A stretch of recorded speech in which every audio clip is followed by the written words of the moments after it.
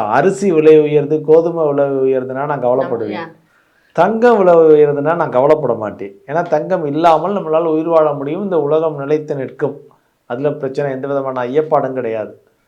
So அதனால் தங்கம் ஏறுதேன்னு சொல்லி நம்ம கவலைப்பட வேண்டாம். என்ன இப்போ பொண்ணுக்கோ பையனுக்கோ குழந்தைக்கோ பேர குழந்தைக்கோ கொடுக்குறத நீங்கள் கொஞ்சம் குறைச்சிக்க போகிறீங்க. தங்கத்தை கொடுக்குறதுக்கு போல மியூச்சுவல் ஃபண்டை கொடுங்க, ஷேரை கொடுங்க, வேறு ஐட்டங்களை கொடுங்க. வாங்க முடியாது. ஏன்னா இப்போ நிறைய பேருக்கு எட்டாக்கனியாக ஆகிவிட்டது.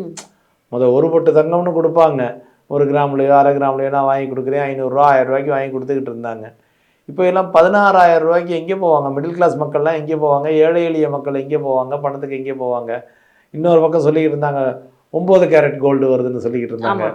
ஸோ 9 மார்க்கெட்டில் அது ரன் ஆகிட்டு இருக்கா? ஓகே, நான் பார்க்கல.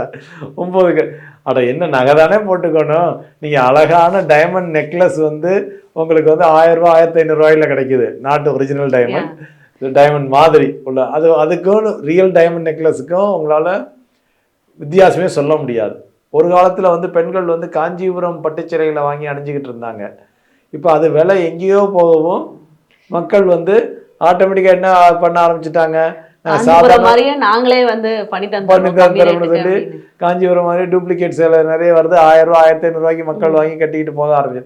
ஸோ மக்கள் வந்து இதை இலகுவாக சமாளிச்சிருவாங்க, அவங்க மாறி போயிடுவாங்க.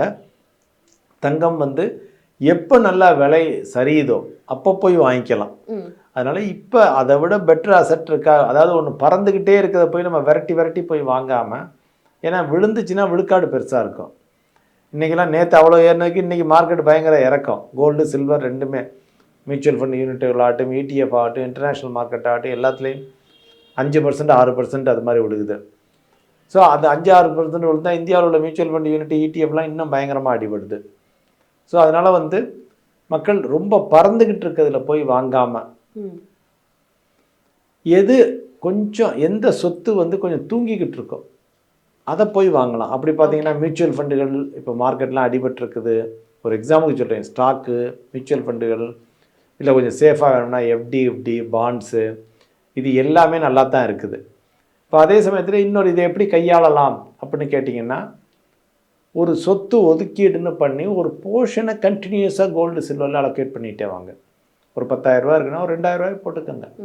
1000 ரூபா கோல்டில் 1000 ரூபா சில்வரில் கண்டினியூஸாக போட்டுக்கிட்டே வாங்க. ஒரு பிரச்சனையும் கிடையாது. லாங் டேர்முக்கு விட்டுருங்க, தன்னால் சேர்ந்துடும்.